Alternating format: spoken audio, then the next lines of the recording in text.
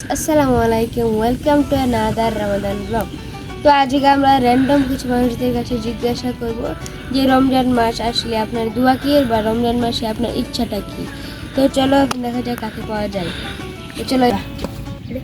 তো অনেক ভিডিও বা অনেক দিন পরে আমাদের মাঝে আসে নীর। নীর চলে আসো। হাই গাইস, অনেকদিন পরে আসলাম। অনেক দিন পরে। আচ্ছা কথা আমার একটু ঝামেলা ছিল। আর সমস্যা নেই, কথা এটা নয়, কথা হইতেছে গা আমরা যে মানুষ জিজ্ঞেস মানুষকে মাইরটা দিবে না, মানুষ কিছু বলবে না, কারণ আমরা ভালো কাজ করতেছি, আমরা এখানে খারাপ কিছু করতেছি না। তো ওকে, তো দেখা যাক কাকে পাওয়া যায়। Let's go. আপনার রমজান মাস কি তুমি লাগে?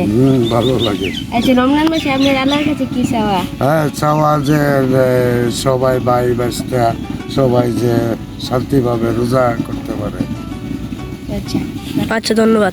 আমাদের মাঝে আবার রয়েছে লাবিব। লাবিব, তো আজকে আমরা একটু ভিন্ন প্রশ্ন জিজ্ঞেস করবো।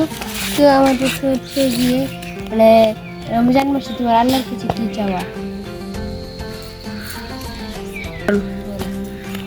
আল্লাহ যাবার একটা পাস করতে পারে, সবাই যে সুস্থ লাগে আর 30টা রোজা করতে পারি, এটাই তোমার চাওয়া? আচ্ছা, এই দেখতে পাচ্ছেন লাবিব। ওকে তো আজকে যাকে বলছি তাকে ঘুরতে আছে, আমরা আর কাউকে পাইনি।